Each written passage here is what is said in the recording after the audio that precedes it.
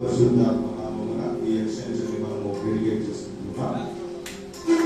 పరిశుద్ధ తనయుడ నరరూపధారు, పరిశుద్ధ తనయుడ నరరూపధారు,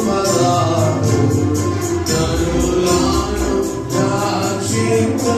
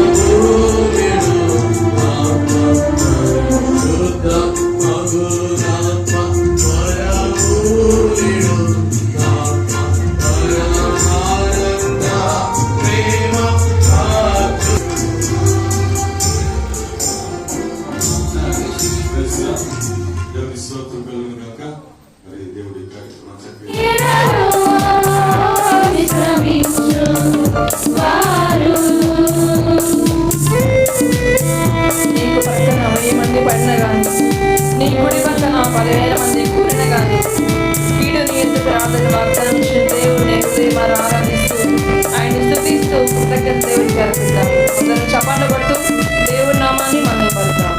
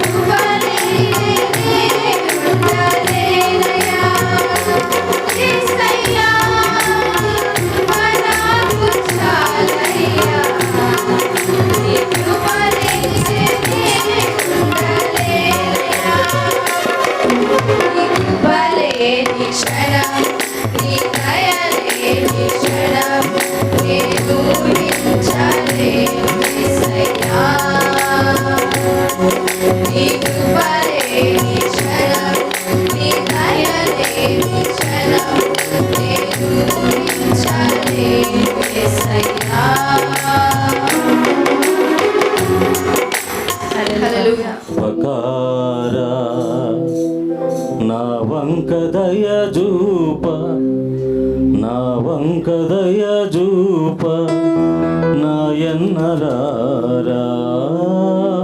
దేవకుమారా దీనోపకారా దేవకుమారా దీనోపకారా నా వంక దయ చూప నాయన్నరారా నా వంక దయ చూప నాయన్నరారా దేవకుమారా దీనోపకారా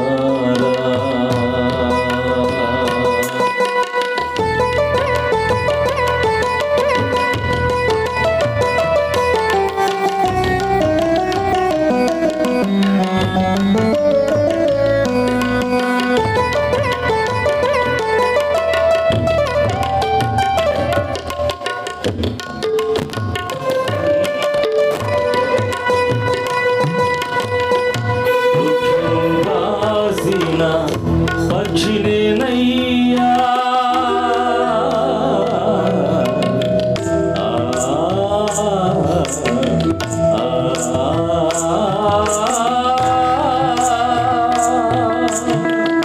వృక్షము బాసిన పక్షినేనయ్యా అక్షిణ కరుణచే రక్షింపవయ్యా అక్షిణ కరుణచే రక్షింపవయ్యా దేవకుమారా దీనోపకారా దేవకుమారా దీనోపకారా పాపుల పాలిటి పరమదయాళు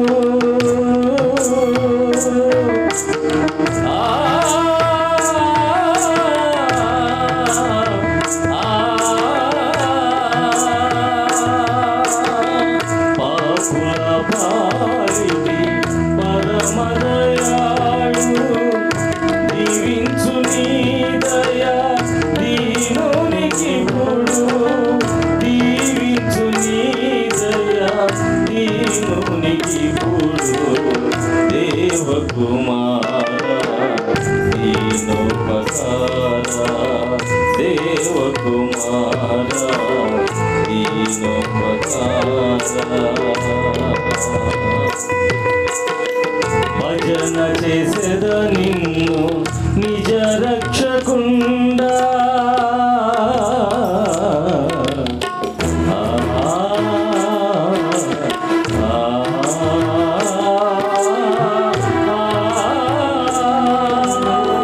భజన చేసేద నిన్ను నిజ రక్షకుండా విజయము చేయవే నజరేతువాడా విజయము చేయవే నజరేతువాడా దేవకుమారా దీనోపకారా దేవకుమారా దీనోపకారా నా వంక దయ చూప నా వంక దయ చూప నాయన్నరారా దేవకుమారా దీనోపకారా దేవకుమారా దీనోపకారా. Praise the Lord. నాకు తోడు విడనాడెన్నడు ఎడబాయడు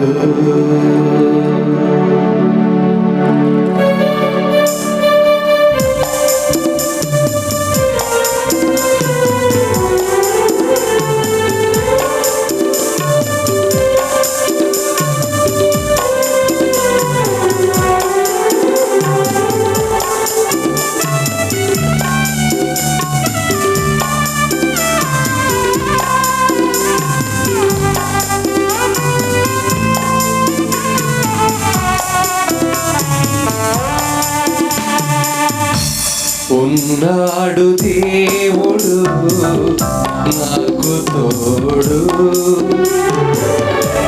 విడనాడెన్నడు ఎడబాయడు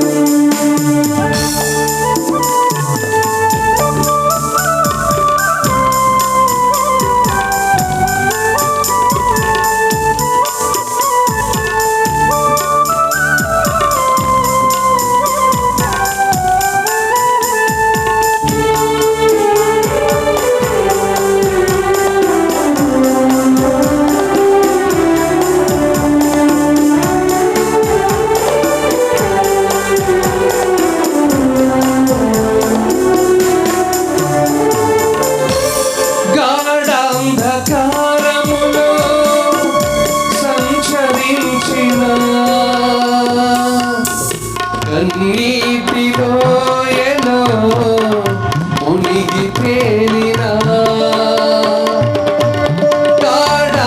గాఢాంధకారములో సంచరించిన కన్నీటిలో ఎలో మునిగి తేలినా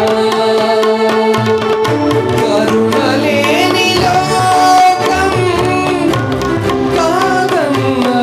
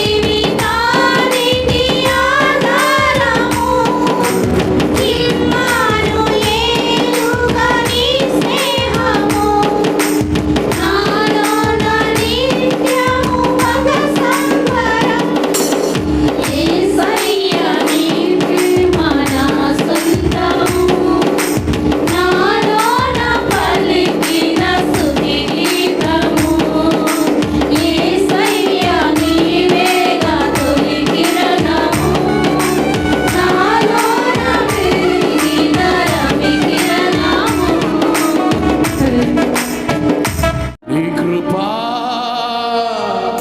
చాలయ్యా. రెండు చేతులు ఎత్తి ఒకసారి చెబుదామా? చేతులు ఎత్తి ప్రతి ఒక్కరు నాతో కలిసి మనందరం కలిసి ఆయన నామాన్ని గొప్ప చేద్దాం. ఆయన నామము మహిమపరచబడినట్లు యేసయ్యా అంచెలంచెలుగా నువ్వు చేసిన మేలు కొరకే నీకు స్తోత్రాలు. యేసయ్యా యేసయ్యా నీ కృపా చాలయ్యా. యేసయ్యా యేసయ్యా నీ ప్రేమే చాలయ్యా.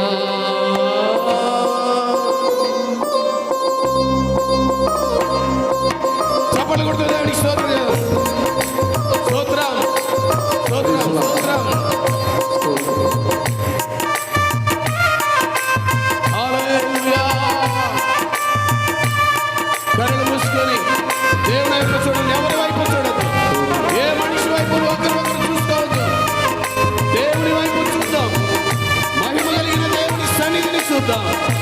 Thank you lord.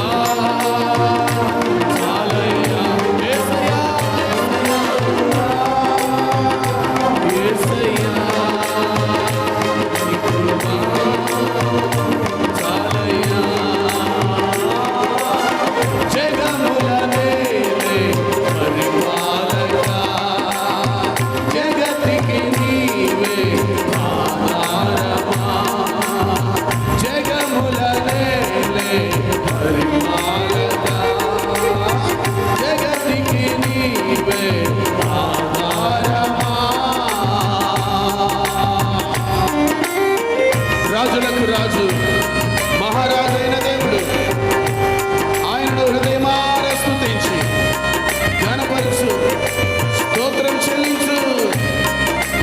నీ భారం యెహోవా మీద మోస్తే నీ పయనము సులువవుతుంది. ఆయన దయే, ఆయన క్షేమమే, ఆయన సన్నిధే.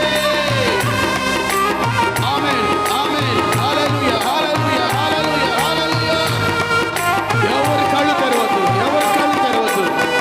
మహిమ కలిగిన దేవుని సన్నిధిని అనుభవిద్దాం. మహారాజు యొక్క సన్నిధిని అనుభవిద్దాం. మహారాజుగా నా తోడువై నిలిచావు ప్రతి స్థలమునా. నా భారము నీవు మోయగా సులువాయే నా పయనము. అవును ప్రియులారా, ఆయన నీకు తోడుగా ఉన్నవాడు, నీ భారమును మోసేవాడు, నిన్ను నడిపించేవాడు. ఓ యేసయ్యా తండ్రి, మహారాజుగా నా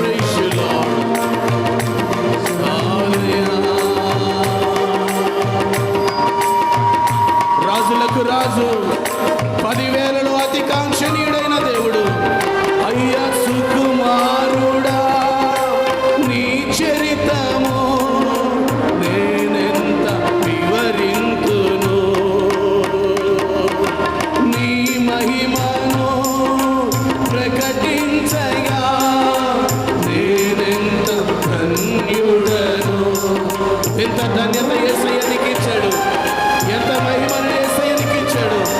ఓ సుకుమారుడా నీ చరితము నేనెంత వివరింతును,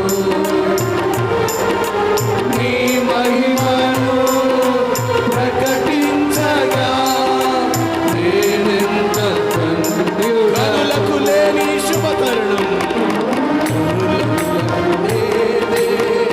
ఈ శుభతరుణం నాకిది నీ భాగ్యమా. కనులకు లేదే ఈ శుభతరుణం నాకిది నీ భాగ్యమా.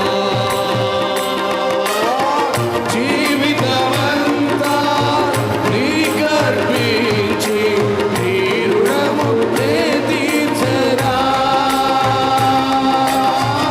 జీవితమంతా నీకర్పించి నీ రుణము నే తీర్చరా. యేసయ్య పడదాం కొంచెం, యేసయ్య అందరూ అందరూ అందరూ స్వరమెత్తి గళమెత్తి యేసయ్య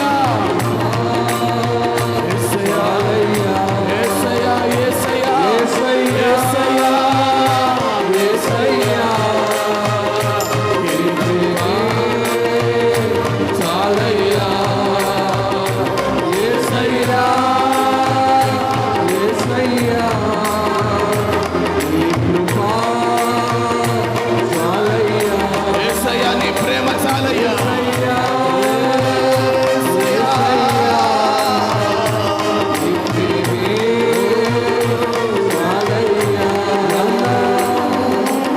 పరిశుద్ధుడా సారథివై నడిపించు సీయోనుకే. వచ్చినందుకు దేవునికి కృతజ్ఞతాస్తుతులు చెల్లిస్తున్నా. నేటి మన ధ్యానాంశముగా హబక్కూకు గ్రంథము 3వ అధ్యాయము 2వ వచనాన్ని చదువుకుందాం. హబక్కూకు గ్రంథము 3వ అధ్యాయము 2వ వచనం చదువుకుందాం. యెహోవా నిన్ను గూర్చిన వార్త విని నేను భయపడుచున్నాను. యెహోవా సంవత్సరములు జరుగుచుండగా నీ కార్యములు నూతనపరచుము, సంవత్సరములు జరుగుచుండగా దానిని తెలియచేయుము. కోపించుచూనే వాత్సల్యమును జ్ఞాపకమునకు తెచ్చుకొనుము. చిన్న ప్రార్థన చేసుకుందాం. దయగల తండ్రి, కృపగల ప్రభువా నాయన, ఈ శ్రేష్టమైనటువంటి ఆరోగ్యకరమైనటువంటి సాయంకాల సమయంలో రక్షణ సన్నిధి మందిర ఆవరణములో చేరి ఈ యొక్క వార్షికోత్సవ కూడికలో మేము పాల్గొనడానికి మాకు ఇచ్చినటువంటి గొప్ప ధన్యతను బట్టి నీకు కృతజ్ఞతాస్తుతులు చెల్లిస్తూ ఉన్నాము తండ్రి. ప్రత్యేకించి ప్రశస్తమైన సమయంలోనికి మీరు మమ్మల్ని తీసుకుని వచ్చారు తండ్రి. మీ ఆత్మ ప్రసన్నతను మా మధ్యలో మీరు ఉంచుతున్నందుకు నీకు కృతజ్ఞతాస్తుతులు చెల్లిస్తూ ఉన్నాం. నీ వాక్యము మేము ధ్యానించబోతూ ఉండగా నన్ను మరుగుపరిచి మీరు మాట్లాడండి. నీ నోటి బోరగా మీరు నన్ను వాడుకోమని ఈ సమయాన్ని నీ చేతికి సమర్పిస్తూ ప్రభు అయినటువంటి యేసుక్రీస్తు నామమున అడిగి వేడుకుంటున్నాం తండ్రి. ఆమేన్. చదవబడినటువంటి వాక్య భాగాన్ని మనము గమనించి ఈ దినము మనము ధ్యానింపదలిచినటువంటి ధ్యానాంశము మన జీవితాలని నూతన పరిచేటటువంటి దేవుడు మన దేవుడు అనేటటువంటి అంశమును మనము ధ్యానం చేసుకోబోతూ ఉన్నాం. హబక్కూకు గ్రంథాన్ని మనం గమనించినట్లయితే బైబిల్ గ్రంథంలో ఉన్నటువంటి 12 చిన్న గ్రంథములలో ఇది 8వ గ్రంథముగా మనకి ఇక్కడ కనిపిస్తూ ఉంది. ఈ యొక్క హబక్కూకు గ్రంథము క్రీస్తు పూర్వము 609వ సంవత్సరము నుంచి 597వ సంవత్సరం మధ్యలో యూదా రాజు అయినటువంటి యెహోయాకీము కాలములో రచించబడినదిగా చరిత్ర మనకు చెబుతూ ఉంది. ఈ హబక్కూకు గ్రంథములో ఉన్నటువంటి 3 అధ్యాయాలను మనం గమనించినట్లయితే మొదటి 2 అధ్యాయాలు ప్రవక్తకి దేవునికి మధ్య జరుగుతున్నటువంటి సంభాషణగా మనకి ఇక్కడ కనిపిస్తూ ఉంది. యెహోవా దేవుడు తన ప్రజలైనటువంటి ఇశ్రాయేలీయుల్ని బబులోను రాజుల యొక్క చేతికి అప్పగించినప్పుడు ఇక్కడ ఈ యొక్క ప్రవక్త యెహోవా దేవునితో ఆయన సంభాషిస్తూ ఈ ఎన్నిక లేనటువంటి ఈ యొక్క బబులోను దేశస్తుల చేతికి ఎందుకు మీరు మమ్మల్ని అప్పగించారు దేవా అని ఆయన దేవునితో మాట్లాడుతూ ఆయన పలుకుతున్నటువంటి మొదటి 2 అధ్యాయాల్లో ఆయన పలుకుతున్న మాటలు మనం ఇక్కడ చూస్తూ ఉన్నాం. 3వ అధ్యాయం దగ్గరకు వచ్చేసరికి ప్రవక్త దేవునితో ఆయన మాట్లాడినటువంటి మాటలను బట్టి నూతన పరచబడినటువంటి అనుభవంలోనికి ఆయన తన ప్రజలని తీసుకురామని చెప్పి ఆయన దేవునితో మాట్లాడుతూ ఉన్నాడు. ఈ రక్షణ సన్నిధి మందిరాన్ని మనం గమనించినట్లయితే సంవత్సరములు జరుగుతూ ఉండగా దేవుడు తన కార్యాన్ని ఈ మందిరం పట్ల నూతన పరుస్తూ ఉన్నాడు. ఎంతమంది దానికి ఒప్పుకుంటారు? చేతులు ఎత్తనమ్మా. దేవుని నామకు స్తోత్రం కలుగును గాక. ఎందుకంటే పాస్టర్ చిరంజీవి గారిని, పాస్టర్ సరోజిని గారిని, వారి కుటుంబాన్ని దేవుడు ఏర్పాటు చేసుకుని ఈ మందిరం పరిచర్య చిన్నగా ప్రారంభించినప్పుడు మేమందరం కూడా ఈ మందిరం ప్రతిష్ఠ కోసము వచ్చాము. సంవత్సరములు జరుగుతూ ఉండగా తన కార్యాలని దేవుడు ఈ మందిరం పట్ల నూతన పరచడము మనందరము కూడా ప్రత్యక్షంగా చూస్తూ ఉన్నాము. దీని వెనక ఎంతో శ్రమ దాగి ఉంది. కేవలము వారి కుటుంబమే కాకుండా వారి కుటుంబస్తులు కానీ, సంఘస్థులు కానీ వారు చేసేటటువంటి ప్రార్థనను దేవుడు ఆలకించి నూతన పరచబడినటువంటి అనుభవాన్ని ప్రతి సంవత్సరము దేవుడు ఈ మందిరానికి అనుగ్రహిస్తూ ఉన్నాడు. కాబట్టి మనం చూసినట్లయితే హబక్కూకు 3వ అధ్యాయము 2వ వచనంలో, ఏ వచనంలో మనం చూసినట్లయితే నూతన పరచబడినటువంటి అనుభవం గురించి ఇక్కడ ప్రవక్త మాట్లాడుతూ ఏమంటున్నాడు అంటే, యెహోవా సంవత్సరములు జరుగుచుండగా నీ కార్యములు నూతన పరచుము అనేటటువంటి మాటను ప్రవక్త ఇక్కడ చెప్తూ ఉన్నాడు. నూతన పరచబడినటువంటి అనుభవం అంటే ప్రతి ఒక్కరికి కూడా మనకు చాలా ఇష్టం. ఎందుకంటే ఏదైనా ఒక వస్తువు మనము నూతనముగా కొనుక్కున్నట్లయితే అది పాతబడేంత వరకు దాన్ని మనము చాలా జాగ్రత్తగా మనం చూసుకోవడానికి మనము ఇష్టపడుతూ ఉంటాం. ఎందుకంటే దేవుడు మనల్ని ఆశీర్వదించి ఆయన మన జీవితాల్లో ఇచ్చినటువంటి నూతనమైనటువంటి ఆశీర్వాదాన్ని మనం ఎంతగానో ప్రశస్తముగా మనము దాన్ని భావించి దాన్ని చాలా జాగ్రత్తగా కాపాడుకోవడానికి మనము ప్రయత్నం చేస్తూ ఉంటాం. అదే విధంగా మనం చూసినట్లయితే లూకాసు వార్త 15వ అధ్యాయము 7వ వచనంలో మనం గమనించినట్లయితే, లూకాసు వార్త 17వ అధ్యాయము 7వ వచనం.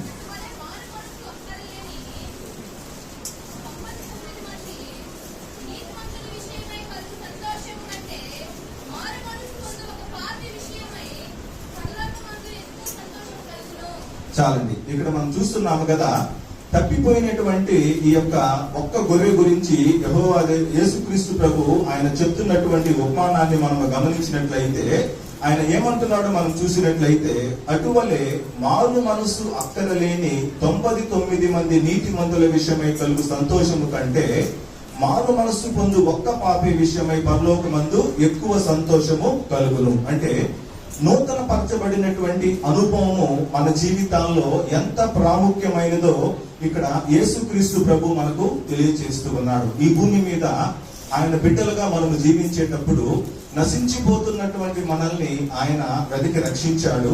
రక్షించడమే కాకుండా ఎవరైతే ఆయన మార్గాన్ని విడిచి తప్పిపోతూ ఉన్నారో అలాంటి వారిని వెతికి రక్షించడానికి ఆయన ఎంతగానో ఇష్టపడుతున్నట్టుగా మనం ఇక్కడ చూస్తూ ఉన్నాం. ఈ యొక్క నూతన పరచబడినటువంటి అనుభవాన్ని మన జీవితంలో మనము పొందాలి అంటే మొట్టమొదటిగా మనము దేవుణ్ణి హత్తుకొని మనము జీవించాలి. దేవుణ్ణి హత్తుకొని జీవించడము అనేటటువంటి అనుభవం దగ్గరికి వచ్చినట్లయితే ప్రతి ఒక్కరికి కూడా మనము దేవునితో సన్నిహితమైనటువంటి సంబంధాన్ని కలిగి మనము దేవునితో జీవించాలని ఎంతో ప్రయత్నం మనము చేస్తూ ఉంటాం. ఎందుకంటే దేవునితో మనము సన్నిహితమైన సంబంధం కలిగి ఎప్పుడైతే మనము దేవుణ్ణి హత్తుకొని జీవించడానికి మనము ఇష్టపడతామో అప్పుడు మనకు ఎదురయ్యేటటువంటి ప్రతి పరిస్థితిలో కూడా దేవుడు మనకు తోడుగా ఉంటాడు. ఇదే విషయాన్ని మనం గమనించినట్లయితే బైబిల్ గ్రంథంలో అనేకమైనటువంటి ఉపమానాలు మనకు తెలుసు. ఎందుకంటే దేవుణ్ణి ఎలా మనము హత్తుకొని జీవించాలి, ఎందుకు దేవుణ్ణి మనము హత్తుకొని జీవించాలి అనేటటువంటి విషయాన్ని మనం గమనించినప్పుడు ప్రతి ఒక్కరము కూడా దేవుణ్ణి హత్తుకొని జీవించడానికి ఇష్టపడతాము. కానీ మనము మన యొక్క ఆత్మీయ జీవితాల్లో దేవుని హత్తుకొని మనము జీవించాలి అంటే చాలా సందర్భాల్లో మనకి ఇది కొద్దిగా కష్టమైనటువంటి పనిగా అనిపిస్తుంది. ఎందుకంటే మనము ప్రాక్టికల్ గా మనము మాట్లాడుకున్నట్లు దేవుని హత్తుకొని జీవించడం అనేటటువంటిది అంత సులువైనటువంటి పని కాదు. చెప్పడానికైతే మనము ప్రాక్టికల్ గా చెప్తాము, మాకు దేవునికి చాలా దగ్గర సంబంధం ఉందండి, మేము దేవునితో హత్తుకొని జీవిస్తూ ఉన్నాం అనేటటువంటి అనుభవాన్ని మనము చెప్పగలము. కానీ మనం ఎదుర్కొంటున్నటువంటి పరిస్థితులు ఆ యొక్క స్థితిని తెలియజేస్తాయి అనేటటువంటి విషయాన్ని మనము గ్రహించాలి. బైబిల్ గ్రంథంలో యేసుక్రీస్తు ప్రభువు మనము ఆయన్ని హత్తుకొని జీవించాలి అంటే ఎలాంటి అనుభవాలు మన జీవితంలో ఉండాలి అని ఆయన కోరుకుంటూ ఉన్నాడు అంటే లూకా సువార్త 9వ అధ్యాయము 23వ వచనాన్ని మనం గమనించినట్లయితే, లూకా సువార్త 9వ అధ్యాయము 23వ వచనాన్ని మనం గమనించినట్లయితే, మరియు ఆయన అందరితో ఇట్లని చదవండి. ఎవడైనాను నన్ను వెంబడింపగోరిని కదా తాను ఉపేక్షించుకొని ప్రతిదినము తన సిలువను ఎత్తుకొని నన్ను వెంబడింపగలను. చాలండి. ఇక్కడ దేవుణ్ణి మనము హత్తుకొని జీవించాలి అంటే దేవుడు మనకు కొన్ని నియమాలు పెడుతూ ఉన్నాడు. ఎందుకంటే ఈ లోకానుసారమైనటువంటి కుటుంబ వ్యవస్థను మనం గమనించినట్లయితే భార్యాభర్తలు ఒకరినొకరు హత్తుకొని జీవిస్తూ ఉంటారు. అదే విధముగా అన్నదమ్ముళ్ళు ఒకరినొకరు హత్తుకొని జీవిస్తూ ఉంటారు. కానీ దేవుణ్ణి మనము హత్తుకొని జీవించాలి అంటే ఆయన మనకిచ్చినటువంటి నియమాన్ని మనం ఇక్కడ గమనిస్తూ ఉన్నాం. ఆయన ఏమంటున్నాడు అంటే, ఎవరైనాను ఆయన్ను వెంబడించగోరిన ఎడల తనను తాను ఉపేక్షించుకోవాలి అనేటటువంటి మాటని ఇక్కడ దేవుడు సెలవిస్తూ ఉన్నాడు. దేవుణ్ణి హత్తుకొని జీవించడం అంటే మనందరికీ కూడా ఇష్టమే, కానీ మనల్ని మనం ఉపేక్షించుకోవడం అనేటటువంటి పరిస్థితి దగ్గరకు వచ్చేసరికి ఇది చాలా కష్టమైనటువంటి పని. ఎందుకంటే మనకున్నటువంటి ఇష్టాలు, మనకున్నటువంటి ఆలోచనలని మనం పక్కన పెట్టి దేవుని ఆలోచనలని అనుసరించి ముందుకు వెళ్ళడం అనేటటువంటిది చాలా సందర్భాల్లో మనకు సాధ్యం కాదు. ఎందుకంటే మనకంటూ ఒక ఇష్టం ఉంటుంది, మనకంటూ ఒక చిత్తం ఉంటుంది. ఈ చిత్త ప్రకారమే దేవుడు మనల్ని నడిపించాలని మనం కోరుకుంటూ ఉంటాం. కానీ ఇక్కడ ప్రభు ఏమని చెప్తూ ఉన్నాడు అంటే, మీరు నన్ను హత్తుకొని జీవించాలి అంటే మిమ్మల్ని మీరు ఉపేక్షించుకోవాలి అనేటటువంటి మాటని ఇక్కడ ప్రభు సెలవిస్తూ ఉన్నాడు.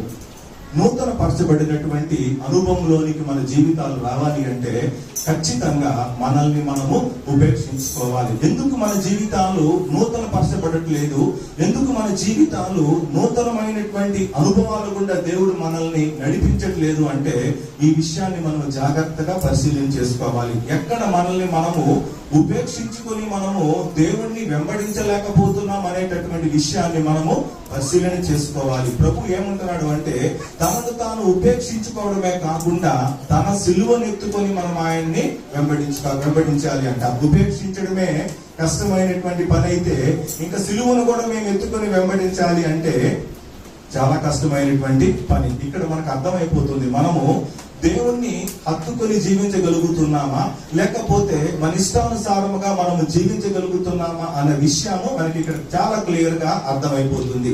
దేవుణ్ణి హత్తుకునేటటువంటి అనుభవాలు మన జీవితాల్లో ఉండాలి అంటే ఏ పరిస్థితులు మనల్ని దేవునికి హత్తుకోనికుండా చేస్తూ ఉన్నాయో మనల్ని మనము జాగ్రత్తగా పరిశీలన చేసుకోవాలి.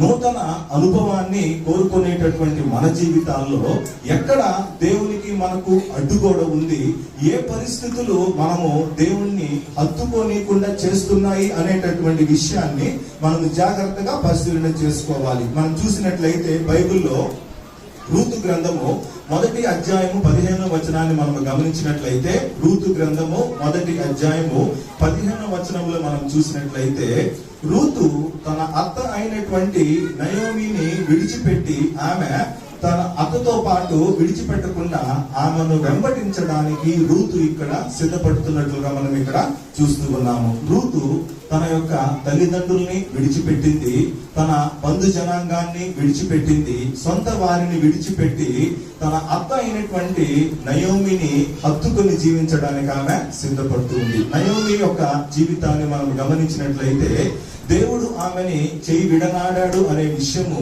నయోమి మోయాబు దేశానికి వచ్చిన తర్వాత గ్రహించింది. తిరిగి తన ఇద్దరు కుమారుల్ని పోగొట్టుకున్న తర్వాత ఆమె తిరిగి తన యొక్క సొంత ప్రాంతానికి వెళ్ళడానికి సిద్ధపడిన తర్వాత రూతు ఆమెను హత్తుకొని జీవించడానికి ఇక్కడ సిద్ధపడుతూ ఉంది. రూతు ఆమెను హత్తుకొని జీవించేటటువంటి క్రమాన్ని మనం గమనించినప్పుడు తనకున్నటువంటి ఇష్టాలన్నింటినీ పక్కన పెట్టింది.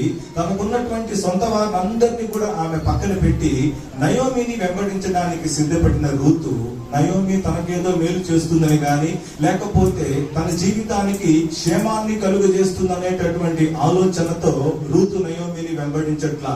జీవము కలిగినటువంటి దేవుణ్ణి నయోమి కలిగి ఉంది కాబట్టి ఈ జీవము కలిగినటువంటి దేవుడు మా జీవితాలని నూతన పరిచేటటువంటి అనుభవంలోనికి తీసుకొని వస్తాడు అనేటటువంటి ఆలోచనతో రూతు నయోమిని వెంబడించడానికి సిద్ధపడుతూ ఉంది. అలా వెంబడించినటువంటి రూతు ఒక బైబిల్ గ్రంథంలో ఒక శ్రేష్టమైనటువంటి స్థానాన్ని పొందుకోవడానికి, యేసుక్రీస్తు యొక్క వంశావళిలో ఒక స్థానాన్ని పొందుకోవడానికి దేవుడు ఆమెకి ఇచ్చినటువంటి గొప్ప ఆధిక్యత మనందరికీ కూడా తెలుసు. కాబట్టి ఈ నూతన పరచబడినటువంటి అనుభవంలోనికి మన జీవితాలు రావాలి అంటే మొట్టమొదటిగా మనం ఏం చేయాలి అంటే దేవుణ్ణి మనము హత్తుకొని జీవించాలి. ఎందుకు మనము నూతన పరచబడలేకపోతున్నాం అనేటటువంటి విషయాన్ని చాలా సార్లు మనము పరిశీలన చేసుకుంటూ ఉంటాము. చాలా సార్లు మనకు ఆలోచన మనకు వస్తూ ఉంటుంది, ఎందుకు మా జీవితాలను దేవుడు నూతన పరచబడట్లేదు అనేటటువంటి విషయం దగ్గరకు వచ్చేసరికి మనము జాగ్రత్తగా పరిశీలన చేసుకోవాల్సిన విషయము, మనల్ని మనము ఉపేక్షించుకొని మన సిలువనెత్తుకొని మనము దేవుణ్ణి వెంబడించగలిగినటువంటి రోజున మనము ఊహించినటువంటి నూతన కార్యాలని దేవుడు మన జీవితాల్లో జరిగిస్తాడు. దానికి ప్రధాన ఉదాహరణ ఈ రక్షణ సన్నిధి మందిరము. ఎందుకంటే దేవునితో పాటు వీరు నడుస్తున్నటువంటి విధానము ప్రత్యక్షంగా మేము చూస్తూ ఉన్నాము. వీరు దేవుని యొక్క పరిచర్యలో సహకరించేటటువంటి విధానాన్ని మేము చూస్తూ ఉన్నాము. కాబట్టి ప్రతి సంవత్సరము నూతన పరచబడినటువంటి అనుభవంలోకి దేవుడి ఈ పరిచర్యను ముందుకు నడిపిస్తూ ఉన్నాడు. అందుకు దేవునికి కృతజ్ఞతాస్తుతులు మేము చెల్లిస్తూ ఉన్నాము. రెండో విషయాన్ని మనం చూసినట్లయితే హబక్కూకు గ్రంథము 3వ అధ్యాయము 2వ వచనము బి భాగాన్ని మనం చూసినట్లయితే హబక్కూకు గ్రంథము 3వ అధ్యాయము 2వ వచనము బి భాగము, సంవత్సరములు జరుగుచుండగా దానిని తెలియచేయము. ఇక్కడ భక్తుడు ప్రవక్త ఏమని కోరుకుంటూ ఉన్నాడు అంటే, నువ్వు మా జీవితాల్లో నూతన కార్యాలు జరిగించడానికి సమర్థుడివి. నువ్వు జరిగించేటటువంటి ఆ నూతన కార్యాలని తెలుసుకోగలిగేటటువంటి జ్ఞానాన్ని మీరు మాకు ప్రసాదించమని దేవుణ్ణి ఇక్కడ కోరుకుంటూ ఉన్నాడు. చాలా సందర్భాల్లో మన జీవితాలను మనం గమనించినప్పుడు దేవుడు మన జీవితాల్లో చేసినటువంటి నూతన కార్యాలని గ్రహించలేనటువంటి స్థితిలో మన యొక్క జీవితాలను మనము కొనసాగిస్తూ ఉంటాము. దానికి కారణం ఏమిటంటే, మన చిత్త ప్రకారము, మన ఉద్దేశ ప్రకారము దేవుడు మనల్ని ఎప్పుడైతే నూతన పరచాలని ఆశపడతామో, దేవుడు తన చిత్తాన్ని మన జీవితాల్లో జరిగించినప్పుడు దాన్ని అంగీకరించలేనటువంటి స్థితి చాలా సార్లు మన జీవితాల్లో మనం గమనిస్తూ ఉంటాము. అప్పుడైతే మనము దాన్ని అంగీకరించలేమో, అప్పుడు మనము దాన్ని గ్రహించలేము అనేటటువంటి విషయాన్ని ప్రవక్త ఇక్కడ మనకు తెలియజేస్తూ ఉన్నాడు. దేవుని యొక్క మార్గాల్లో నడవాలని ఎంతమందికి ఇష్టం అండి? అందరికీ ఇష్టమే కదా. ఎందుకంటే దేవుని యొక్క మార్గాల్లో నడవాలి అంటే మనందరికీ ఇష్టం. ఎందుకంటే దేవుడు మనల్ని తన చేయి పట్టుకొని దేవుడు మనల్ని ముందుకు నడిపిస్తాడు. ఆయన మార్గములో మనము వెళ్ళేటప్పుడు తన యొక్క దేవదూతల్ని దేవుడు మనకు కావలిగా ఉంచుతాడు. మనము పడిపోకుండా తన యొక్క దేవదూతలు మనల్ని చేతులు పట్టుకొని మనల్ని ముందుకు నడిపిస్తాయి. కాబట్టి ఎప్పుడైతే మనము దేవుని యొక్క మార్గాల్లో నడవడానికి మనము సిద్ధపడతామో, అప్పుడు దేవుడు నూతన పరచబడినటువంటి కార్యాలని మన జీవితాల్లో మనకు తెలియచేస్తాడు అనేటటువంటి అంశం గురించి ఇక్కడ ప్రవక్త మాట్లాడుతున్నట్లుగా మనం ఇక్కడ చూస్తూ ఉన్నాము. ప్రతి ఒక్కరికి కూడా దేవుని యొక్క మార్గాల్లో నడవడం అంటే ఇష్టమే, కానీ ఆ మార్గాల గురించి ఆలోచించినప్పుడు, ఆ మార్గాల గురించి మనము చదువుకున్నప్పుడే మనకు కొద్దిగా కష్టం అనిపిస్తూ ఉంటుంది. ఎందుకంటే మత్తయి సువార్త 7వ అధ్యాయము 13వ వచనాన్ని మనము గమనించినట్లయితే, మత్తయి సువార్త 7వ అధ్యాయము 13వ వచనాన్ని మనం చూసినట్లయితే,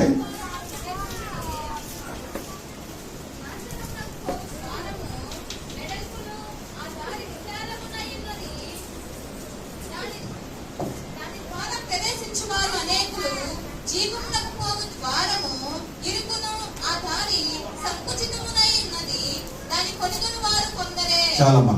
ఇక్కడ ప్రభు చెప్తున్నటువంటి మాటలు మనం గమనిస్తే, దేవుని మార్గాన్ని వెంబడించాలి అని ఇష్టపడేటటువంటి మనందరికీ కూడా ప్రభు ఒక మాట చెప్తూ ఉన్నాడు. ఏమంటున్నాడంటే, ఇరుకు ద్వారమున ప్రవేశించుడి. మీరు నా మార్గాలని వెంబడించడానికి సిద్ధపడ్డారు. అనేక మంది దేవుణ్ణి విశ్వసించి ఆయన బిడ్డలుగా కొనసాగడానికి ఎప్పుడైతే వాళ్ళ జీవితాల్లో తీర్మానం చేసుకుంటారో అప్పుడు నుంచి వాళ్ళ జీవితాల్లో శ్రమలు, కష్టాలు మొదలవుతాయి. అంటే చాలా మంది వాళ్ళ ఉద్దేశం ప్రకారము దేవుణ్ణి నమ్ముకుంటే మా జీవితాల్లో ఎలాంటి కష్టాలు ఉండకూడదు, దేవుడు మాకు సంతోషకరమైనటువంటి జీవితాలను ప్రసాదించాలని ఎంతగానో మనము ప్రార్థన చేస్తూ ఉంటాం. కానీ దేవుడు చెప్పేటటువంటి మార్గం గురించి మనం ఇక్కడ చూసినట్లయితే యేసుక్రీస్తు ప్రభు ఏమంటున్నాడు అంటే, మీ జీవితాల్లో నూతన పరచబడినటువంటి అనుభవాన్ని మీరు గుర్తెరగాలి అంటే ఇరుకు ద్వారమున ప్రవేశించుడి. ఎంతమందికి ఇష్టం అండి ఇరుకు ద్వారంలో ప్రవేశించడము?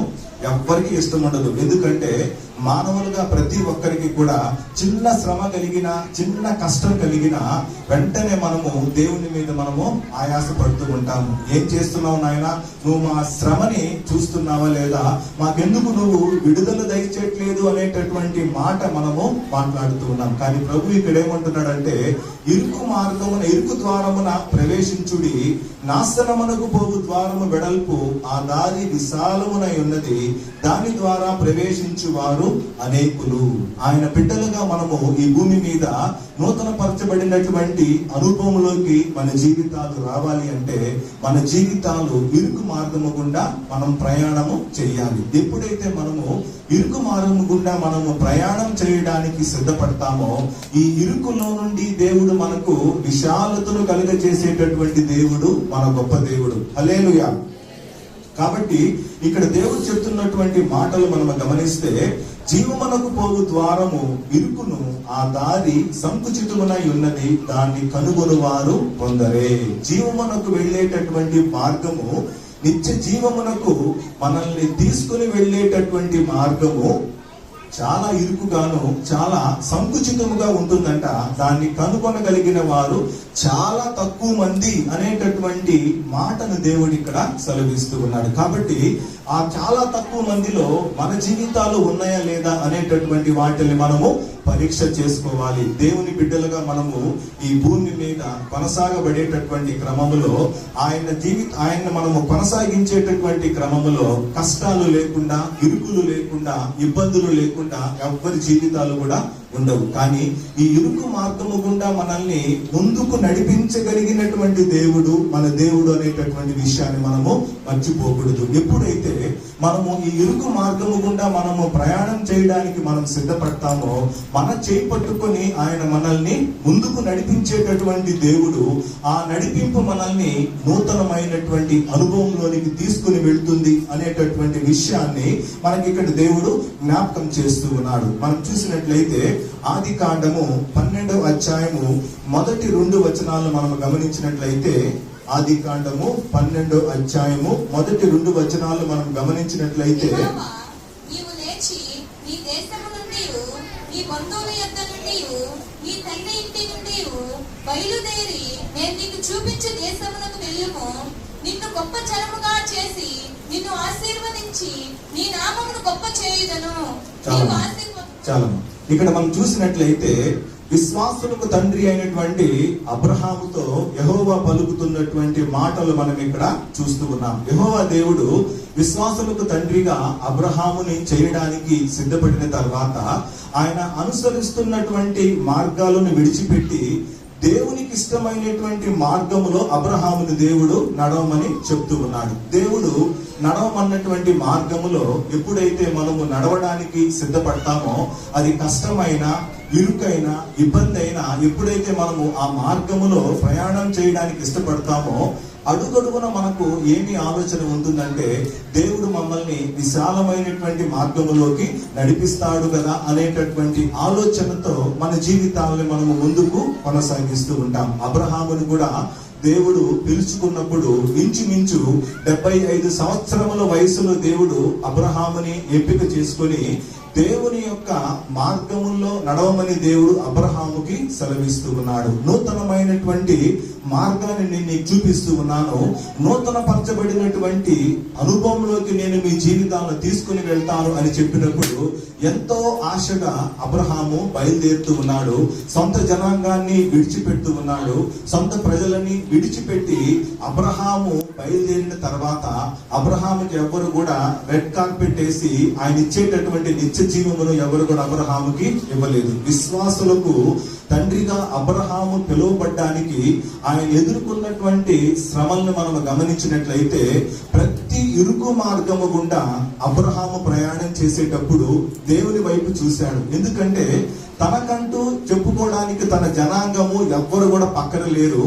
మనకైతే మనకు కలిగినటువంటి కష్టాన్ని బట్టో మనకు కలిగినటువంటి బాధను బట్టో దాన్ని పంచుకోవడానికి మన తోటి వారు గాని మన యొక్క సహవాసులు గాని మన యొక్క పాస్టర్ గారు మనకు తోడుగా ఉంటారు. కానీ అబ్రహాము యొక్క జీవితాన్ని మనం గమనించినప్పుడు ఒంటరిగా బయలుదేరి వెళ్తున్నటువంటి అబ్రహాము ఆయన ఎదుర్కొంటున్నటువంటి ప్రతి శ్రమలో కూడా దేవుని వైపు అబ్రహాము చూశాడు. దేవుని మార్గాన్ని మారు మాట్లాడకుండా వెంబడించడానికి అబ్రహాము సిద్ధపడినట్లు మనము చూస్తూ ఉన్నాము. ప్రస్తుత కాలాన్ని మనం గమనించినట్లయితే పిల్లలు ఎవ్వరు కూడా మనము వెళ్ళమన్నటువంటి మార్గంలో వాళ్ళు ఇప్పుడు వెళ్ళరు. ఎందుకంటే తల్లిదండ్రులుగా మనకు చాలా జ్ఞానము తక్కువ, వాళ్ళకే చాలా జ్ఞానం ఎక్కువ అనేటటువంటి ఆలోచనలతో పిల్లలు ఉంటూ ఉన్నారు. కానీ అబ్రహాము జీవితాన్ని మనం గమనించినప్పుడు దేవుడు ఆయన్ని వెంబడించమన్నటువంటి మార్గాన్ని విడిచిపెట్టకుండా అబ్రహాము వెంబడిస్తూ ఉన్నాడు. ఎప్పుడైతే అబ్రహాము ఈ దృఢమైనటువంటి నిర్ణయాన్ని తీసుకొని దేవుని మార్గములో ఆయన ప్రయాణించడానికి ప్రారంభించాడో మొట్టమొదట ఎదురవుతుంది అబ్రహాముకి కరువు. ఏం ఎదురవుతుందమ్మా? కరువు అబ్రహాముకి ఎదురవుతుంది. ఆ తర్వాత సారాయిని ఫరో యొక్క తీసుకుని వెళ్ళిపోయేటటువంటి పరిస్థితి మనకు కనిపిస్తుంది. ఆహారములో లేమి అబ్రహాముని వెంటాడుతుంది. అభద్రతా భావము అబ్రహాము యొక్క మార్గములో ఆయనకి స్వాగతం పలుకుతుంది. తర్వాత లోతుతో ఎడబాటు అబ్రహాముకి కలుగుతుంది. ఇన్ని అనుభవాల గుండా అబ్రహాము ప్రయాణం చేసేటప్పుడు దేవుడు ఆయన్ని విడిచిపెట్టలేదు. అబ్రహాము కూడా దేవుణ్ణి విడిచిపెట్టట్లేదు. ఎందుకంటే నూతన పరచబడినటువంటి అనుభవాన్ని నేను మీ జీవితాల్లో ప్రసాదిస్తాను, నువ్వు అనేక మందికి నువ్వు తండ్రిగా ఉంటావు అని అబ్రహాముకి ఇచ్చినటువంటి వాగ్దానాన్ని అబ్రహాము దేవుని మార్గాన్ని వెంబడించి దాన్ని సొంతం చేసుకున్నట్టుగా మనం ఇక్కడ చూస్తూ ఉన్నాం. మనం చూసాము కదా ఇందాక అబ్రహాముకు దేవుడు ఏమని చెప్తూ ఉన్నాడు అంటే 12వ అధ్యాయము 2వ వచనాన్ని చూసినట్లయితే, నిన్ను గొప్ప జనముగా చేసి నిన్ను ఆశీర్వదించి నీ నామమును గొప్ప చేయుదును, నీవు ఆశీర్వాదముగా నుందువు. ఈ ఆశీర్వాదాన్ని స్వతంత్రించుకోవడానికి అబ్రహాముకి 25 సంవత్సరాల సమయం పట్టింది. అబ్రహాము దేవుడిచ్చినటువంటి వాగ్దానాన్ని సొంతం చేసుకోవడానికి 25 సంవత్సరాల లాంగ్ పీరియడ్ అబ్రహాము వెయిట్ చేయవలసి వచ్చింది. మన జీవితాన్ని మనము పరిశీలించుకున్నట్లయితే దేవుడిచ్చేటటువంటి నూతనమైనటువంటి అనుభవాల్ని మనము రుచి చూడాలని ప్రతి ఒక్కరికి కూడా ఆశపడతాము. కానీ ఆయన మార్గాలని మనము అనుసరించడానికి ఎంతవరకు మనము సిద్ధముగా ఉన్నామన్న విషయాన్ని మనము గమనించుకోవాలి. విశ్వాసులకు తండ్రి అయినటువంటి అబ్రహాము మనకు చూపినటువంటి మాదిరి ఎన్ని ఇరుకులు ఎదురైనా ఎన్ని ఇబ్బందులు ఎదురైనా కూడా దేవుని మార్గాన్ని విడిచిపెట్టకుండా అబ్రహాము వెంబడించాడు. కాబట్టి దేవుడు ఆయనకి ఇచ్చినటువంటి వాగ్దానాన్ని నెరవేరుస్తున్నట్లుగా మనం ఇక్కడ చూస్తున్నాం. మనం చూసినట్లయితే ఆదికాండము 17వ అధ్యాయము 1వ వచనాన్ని మనం చూసినట్లయితే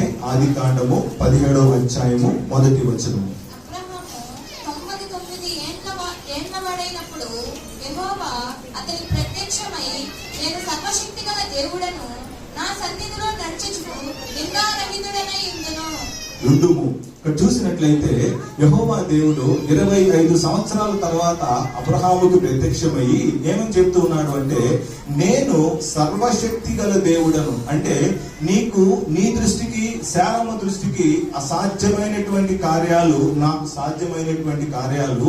నువ్వు నన్ను వెంబడించేటటువంటి క్రమములో, నా మార్గాన్ని నువ్వు అనుసరించేటటువంటి క్రమములో నీకు ఇబ్బంది కలుగుతుందేమో, అయినప్పటికీ ఎలా వెంబడించమని అడుగుతున్నాడు అంటే, నా సన్నిధిలో నడుచుచు నిందారహితుడవై ఉండుము అనేటటువంటి మాటను యెహోవా దేవుడు అబ్రహాముకి సెలవిస్తూ ఉన్నాడు. మన జీవితాన్ని మనం పరిశీలన చేసుకున్నట్లయితే దేవుడు ఇవ్వబోయేటటువంటి ఆశీర్వాదాన్ని మనము సొంతం చేసుకోవడానికి 25 సంవత్సరాలు ఎవరైనా వేచి చూడగలరా అనేటటువంటి విషయాన్ని మనము గ్రహించాలి. అబ్రహాం అయితే దేవుడు చాలా కాలం వేచి ఉండిన తర్వాత చాలా నిదానంగా దేవుడు ఏం చెప్తున్నాడు అంటే, ఇంకా నువ్వు నిందారహితుడవై ఉండు అంటే, మాట వరుసకు గాని మనసులో కూడా ఎక్కడ నీకు ఆలోచన గాని బాధ గాని కలుగకూడదు.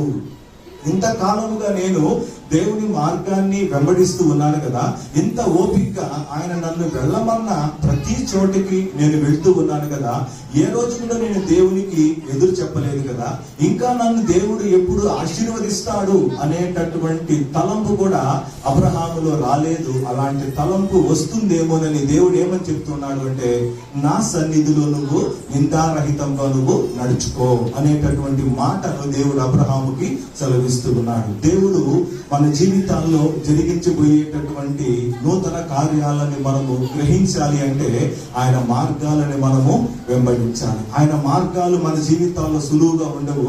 ఆయన మార్గాల్లో మన జీవితాల్లో అన్ని కూడా మనకు అమర్చినటువంటి పరిస్థితులు దేవుడు మన జీవితాల్లో మనకు చూపించడు. కానీ ఈ నూతన పరచబడినటువంటి అనుభవాన్ని మనము చేరుకోవాలి అంటే ఇరుకు మార్గము ద్వారానే మనము చేరుకోవాలి అనేటటువంటి విషయాన్ని దేవుడు మనకి ఇక్కడ జ్ఞాపకం చేస్తూ ఉన్నాడు. 3వ అంశాన్ని మనం చూసినట్లయితే హబక్కూకు గ్రంథము 3వ అధ్యాయము 2వ వచనము చివరి భాగం చదువుకుందాం. కోపించుచూనే వాత్సల్యమును జ్ఞాపకము తెచ్చుకొనుము. దేవుడు మన యొక్క జీవితాలని జ్ఞాపకం చేసుకుంటే మన జీవితాలు నూతన పరచబడతాయి అనేటటువంటి అంశం గురించి ఇక్కడ ప్రవక్త మాట్లాడుతూ ఉన్నాడు. దేవుడు ఎందుకు మన జీవితాలని జ్ఞాపకం చేసుకోవాలి, మన జీవితాల్లో ఏ మంచి ఉందని దేవుడు మన జీవితాలని జ్ఞాపకం చేసుకోవాలి అనేటటువంటి అంశాన్ని మనం చూసినప్పుడు కీర్తనకారుడు ఒక చక్కని మాట చెప్తూ ఉన్నాడు. 8వ కీర్తన 4వ వచనాన్ని మనం చూసినట్లయితే చదువు. మనుష్యుని జ్ఞాపకము చేసుకొనుటకు వాడే పాటివాడు, నీవు నరపుత్రుని దర్శించుటకు వాడే పాటివాడు. చాలండి. ఇక్కడ కీర్తనకారుడు ఏమని చెప్తూ ఉన్నాడు అంటే, దావీదు మహారాజు, నీవు మనుష్యుని జ్ఞాపకం చేసుకున్నటకు వాడే పాటివాడు. ఆయన మనల్ని జ్ఞాపకం చేసుకోవడానికి మనము ఎందుకు పనికి రాని వారిని అని ఎవరు చెప్తూ ఉన్నాడు అంటే, దేవునితో అవినాభావ సంబంధం కలిగినటువంటి దావీదు మహారాజు పలుకుతున్నటువంటి మాటలు మనం ఇక్కడ జ్ఞాపకం చేసుకుంటున్నాం. దినమందు 3 మార్లు దేవుని సన్నిధిలో ప్రార్థిస్తూ 7 మార్లు ఆయన్ని స్తుతించేటటువంటి అనుభవాన్ని కలిగినటువంటి దావీదు మహారాజు ఏమంటున్నాడంటే, నువ్వు మనుష్యుని జ్ఞాపకం చేసుకోవడానికి వాడు ఏ పాటి వాడయ్యా, నీవు నరపుత్రుని దర్శించుటకు వాడు ఏ పాటి వాడు అనేటటువంటి మాట దావీదు మహారాజు పలుకుతున్నప్పుడు మనం ఏమని పలకాలి?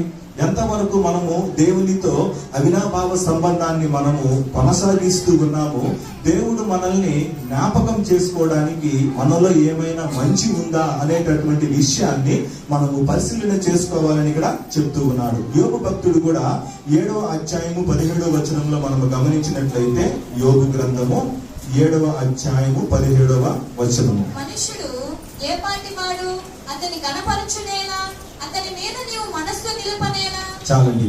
ఏమని చెప్తున్నాడు మనం గమనించినట్లయితే, మనము ఏ పాటి వాళ్ళమి, మనల్ని దేవుడు కనపరచడానికి మన జీవితాలు ఏ పాటివి, మన మీద మనస్సు నిలపడానికి మనము ఎంతటి వారము అనేటటువంటి మాటను యోబు భక్తుడు ఇక్కడ జ్ఞాపకం చేస్తూ ఉన్నాడు. దేవుని యొక్క జ్ఞాపకములో మన జీవితాలు కొనసాగించాలి అంటే ఆయన పట్ల మనకు ఆసక్తి ఉండాలనేటటువంటి విషయాన్ని మనము గ్రహించాలి. మనకు అనేక రకములైనటువంటి పనుల మీద ఆసక్తిని మనం కనపరుస్తూ ఉంటాము, కానీ నూతన పరచబడినటువంటి అనుభవంలోకి మన జీవితాలు రావాలి అంటే దేవుని పట్ల మనకు ఆసక్తి కలిగి మన యొక్క ఆత్మీయ జీవితాలను కొనసాగించినప్పుడు మాత్రమే ఈ నూతన పరచబడినటువంటి అనుభవంలోనికి మన జీవితాలు వస్తాయని మనం ఇక్కడ చూస్తూ ఉన్నాం. మనం చూసినట్లయితే లూకా సువార్త 19వ అధ్యాయము మొదటి 4 వచనాలు మనము జ్ఞాపకం చేసుకున్నట్లయితే ఇక్కడ సుంకపు గుర్తుదారుడైనటువంటి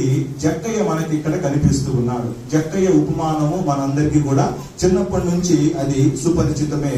ఎందుకంటే జక్కయ్య జీవితాన్ని మనం గమనించినప్పుడు యేసుక్రీస్తుని చూడాలి అనేటటువంటి ఆశ జక్కయ్యకు కలిగింది. ఎందుకంటే యేసుక్రీస్తు ఎలా ఉంటాడో ఒక్కసారి చూడాలని అనేటటువంటి ఆశ జక్కయ్యకు కలిగినప్పుడు తనకున్నటువంటి శరీర లోపాన్ని బట్టి ఆయన అందరిలో కలిసి యేసుక్రీస్తుని చూడలేడు. కాబట్టి నేను పొట్టిగా ఉన్నాను కదా, నేను యేసుక్రీస్తుని చూడలేనులే అనేటటువంటి ఆలోచనతో జక్కయ్య నిలిచిపోలేదు. కానీ ఆయన యేసు ప్రభువుని చూడాలి అనేటటువంటి ఆసక్తి ఆయన జీవితాన్ని మార్చినట్లుగా మనం ఇక్కడ చూస్తూ ఉన్నాం. చాలా సందర్భాల్లో జక్కయ్య దాటి వచ్చినటువంటి ఈ యొక్క అనుభవంలోనే మన జీవితాలు ఆగిపోతూ ఉంటాయి. ఎందుకంటే మనం ఎదుర్కొంటున్నటువంటి ఆటంకాలు కానీ మనం ఎదుర్కొంటున్నటువంటి ఇబ్బందులు మన జీవితాన్ని నూతన పరచబడేటటువంటి అనుభవంలోనికి తీసుకుని వెళ్ళవు అనేటటువంటి విషయాన్ని మనము జ్ఞాపకం ఉంచుకోవాలి. జక్కయ్య ఆయన ముందున్నటువంటి అన్ని అడ్డుగోడల్ని అధిగమించి ఆయన మేడి చెట్టు ఎక్కి కూర్చున్నట్లుగా మనం ఇక్కడ చూస్తూ ఉన్నాం. ఎప్పుడైతే ఆయన మేడి చెట్టు ఎక్కి కూర్చున్నాడో ప్రభు ఆ చెట్టు కిందకు వచ్చినప్పుడు జక్కయ్యను ఆయన జ్ఞాపకం చేసుకుంటూ ఉన్నాడు. ఎక్కడో ఉన్నాడు, జక్కయ్య చెట్టు మీద ఉన్నాడు, ప్రభువుకు తెలియదు. కానీ దేవుని పట్ల ఆయనకున్నటువంటి ఆసక్తి ప్రభువును తన దగ్గర నిలిపి జ్ఞాపకం చేసుకునేటటువంటి అనుభవాన్ని ఆయనకి నేర్పినట్లుగా మనం ఇక్కడ చూస్తూ ఉన్నాం. మనకు దేవుని పట్ల ఉన్నటువంటి ఆసక్తి దేవుణ్ణి మన దగ్గర నిలిపి మన స్థితిని జ్ఞాపకం చేసుకునేటట్లు చేస్తూ ఉందా, లేకపోతే దేవుని పట్ల మనకు ఉన్నటువంటి ఆసక్తి ప్రభు మనల్ని దాటి వెళ్ళిపోయేటటువంటి స్థితిలోకి తీసుకెళ్తుందా అన్న విషయాన్ని మనము గమనించాలి. ఎంతమంది మన జీవితాల్లో ప్రార్థించినప్పుడు దేవుని దగ్గర నుంచి మనము సమాధానము మనము పొందనప్పుడు, దేవుడు మనకు జవాబు మనకు ఇవ్వనప్పుడు మనకేమనిపిస్తుందంటే దేవుడు మనల్ని జ్ఞాపకం చేసుకోలేదనేటటువంటి ఆలోచన మనకు కలుగుతూ ఉంది. కానీ ఇక్కడ జక్కయ్య జీవితాన్ని మనం గమనించినట్లయితే ఈ లోక సంబంధమైనటువంటి మనుషులు ఏమనుకుంటారో అనేటటువంటి ఆలోచన జక్కయ్య లేదు. ఎందుకంటే దేవుని పట్ల ఆయనకి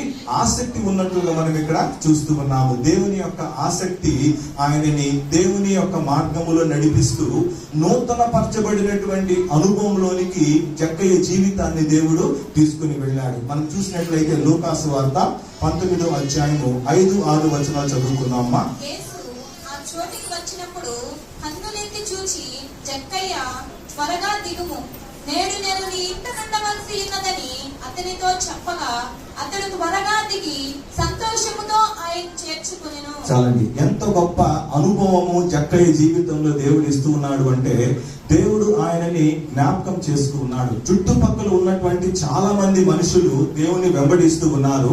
చుట్టుపక్కల ఉన్నటువంటి చాలా మంది ఆసక్తిగా దేవుని కొరకు వాళ్ళు ఎదురు చూస్తూ ఉన్నారు. అయినప్పటికీ కూడా దేవుడు జక్కయ్యని జ్ఞాపకం చేసుకొని త్వరగా దిగి రమ్మని దేవుడు ఆయనతో మాట్లాడుతున్నట్లుగా మనం ఇక్కడ చూస్తూ ఉన్నాం. జక్కయ్యకు ఉన్నటువంటి ఆసక్తి నూతన పరచబడినటువంటి అనుభవంలోనికి ఆయన జీవితాన్ని నడిపించింది. నూతన పరచబడినటువంటి అనుభవంలోకి జక్కయ్య వచ్చిన తర్వాత జక్కయ్య పలుకుతున్నటువంటి మాటలు మనం చూసినట్లయితే 7వ వచనాన్ని చూసినట్లయితే అందరూ అది చూచి ఆయన పాపి అయిన మనుష్యుని యొక్క బతిసేసి వెళ్ళవలనని చాలా సనుకుకొనిరి. చాలండి, చాలా సందర్భాల్లో మన యొక్క ఆత్మీయ జీవితాలను మనము గమనించినప్పుడు దేవుడు పట్ల మనకున్నటువంటి ఆసక్తి మన జీవితాల్లో నూతన కార్యాలను జరిగించేటప్పుడు చాలా మంది వాటిని జీర్ణించుకోలేరు. ఎందుకనంటే ఎందుకు దేవుడు మా పట్ల కార్యాలు జరిగించట్లేదు, ఎందుకు దేవుడు వీళ్ళ పట్లే దేవుడు ఆ కార్యాలను జరిగిస్తూ ఉన్నాడు అంటే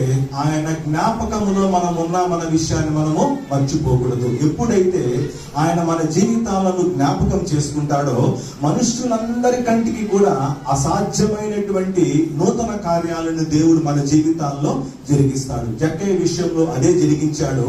జక్కయ్య నూతన పరచబడ్డాడు అనేటటువంటి విషయానికి మనం వచ్చినట్లయితే 8వ వచనాన్ని మనం చదువుకుంటున్నాం. ఇక్కడ దేవుడు జక్కయ్యతో దిగి నువ్వు మారు మనసు పొందాలి, నువ్వు రక్షణ పొందాలి, నువ్వు అన్యాయంగా సంపాదించిన దాన్ని ఇతరులకు ఇచ్చేయాలి అనేటటువంటి ఉపదేశం దేవుడు జక్కయ్యకి చేయలేదు. దేవుడు కేవలము జక్కయ్యని జ్ఞాపకం చేసుకున్నాడు.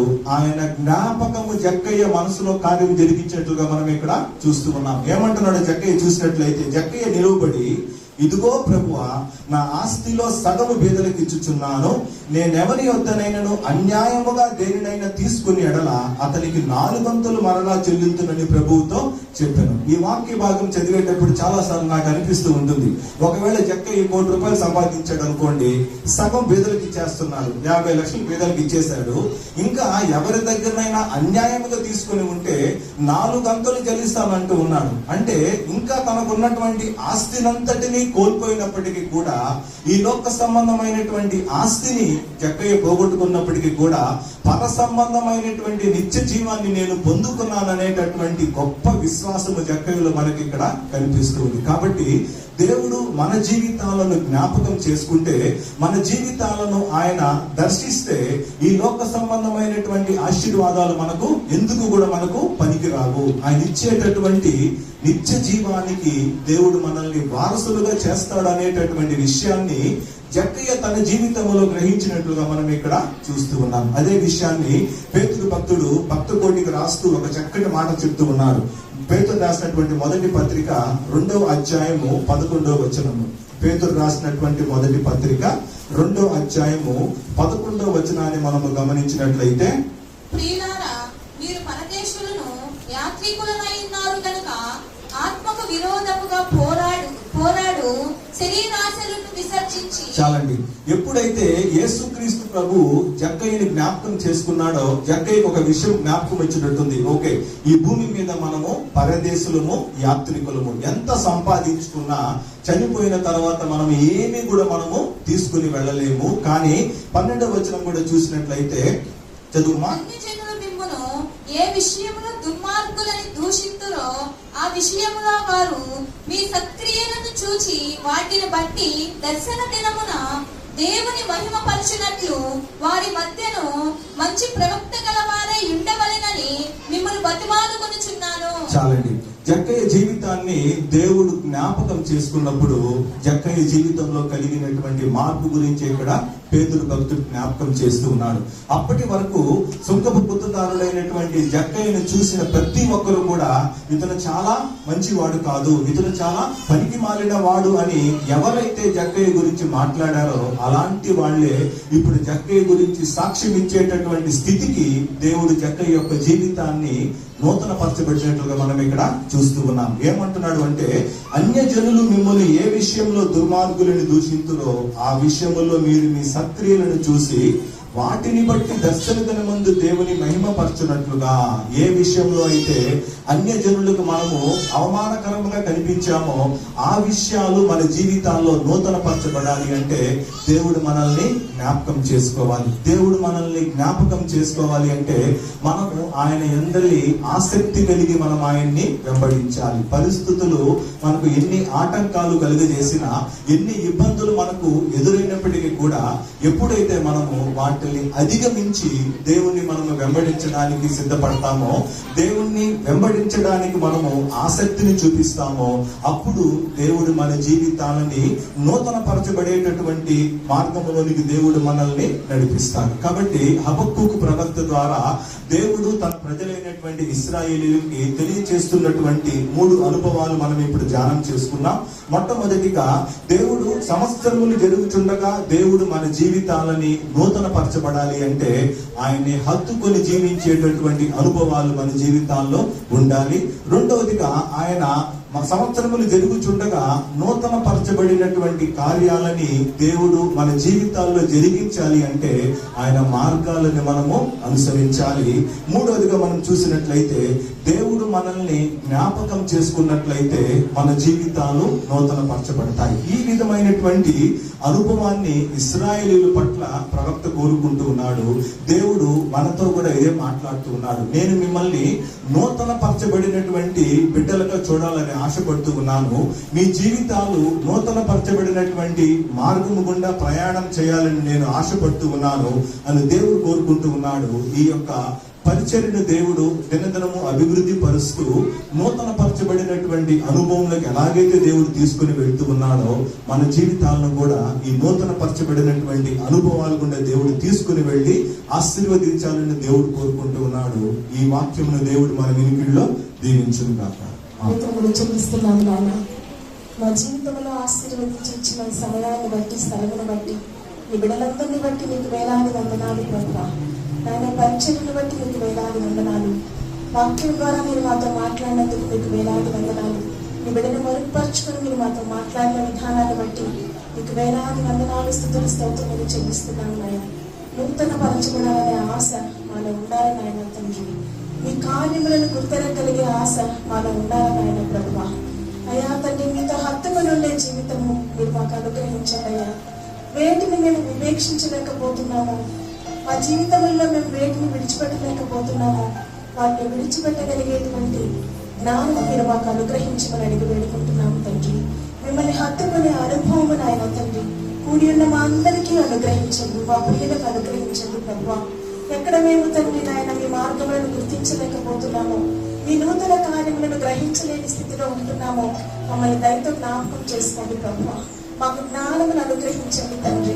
మా జీవితములలో సంవత్సరములు జరుగుతుండగా నాయన ఈ కార్యములను నూతనపరచండి ప్రభువా. నాయన మీకు వందనాలు, స్తుతులు, స్తోత్రములు చెల్లిస్తున్నాము తండ్రి. చక్కని అనుభవం ద్వారా మీరు మాతో మాట్లాడినందుకు మీకు వందనాలు ప్రభువా. అయ్యా మీ పట్ల ఆసక్తి కలిగి ఉండటం ఎలాగో మాకు నేర్పించండి ప్రభువా.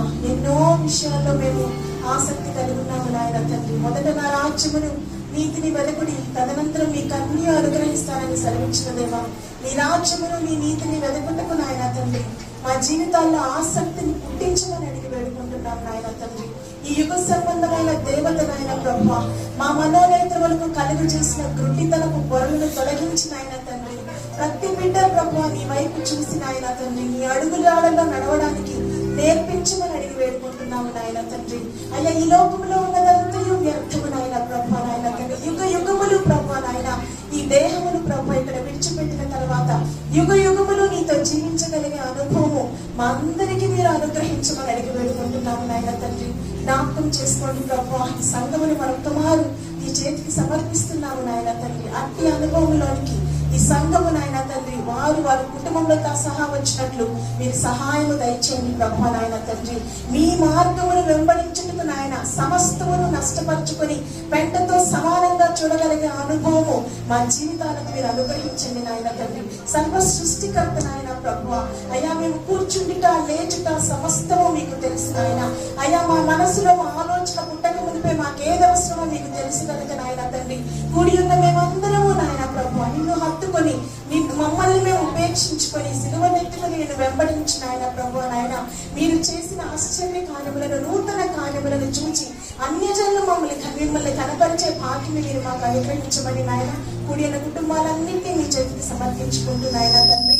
మరొక వారు తండ్రి మీరు ఇచ్చిన ఈ కృపను బట్టి ఈ సమయాన్ని బట్టి అయ్యా వాక్యం అందించిన బిడ్డని పరిచయను బట్టి మీకు వేలాది వందనాలు, స్తుతులు, స్తోత్రములు చెల్లిస్తూ ఈ మనోని మా ప్రభుని ప్రియకుమారుడైన యేసుక్రీస్తు పుణ్యనామమున అది మిక్కిలి వినయంతో అడిగి వేడుకొంచున్నాము.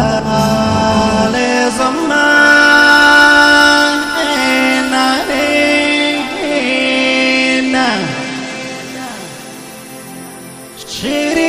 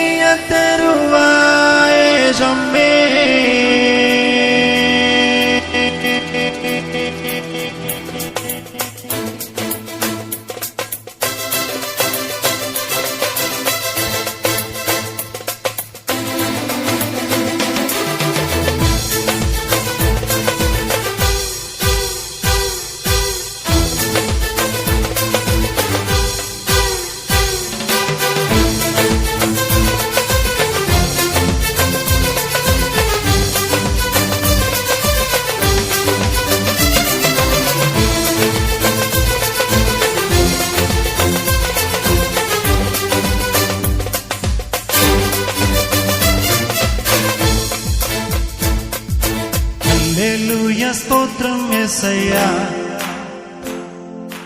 హల్లెలూయా స్తోత్రం యేసయ్యా, హల్లెలూయా స్తోత్రం యేసయ్యా, హల్లెలూయా స్తోత్రం యేసయ్యా, యేసయ్యా నీవే మా రక్షకుడవు, యేసయ్యా నీవే మా సృష్టికర్తవు, దరి చేర్చి ఆదరించుమా ఓ యేసయ్యా, దరి చేర్చి ఆదరించుమా. We praise you and worship you, Almighty God, praise you and worship you. Amen, hallelujah, oh Yesayya, amen, hallelujah.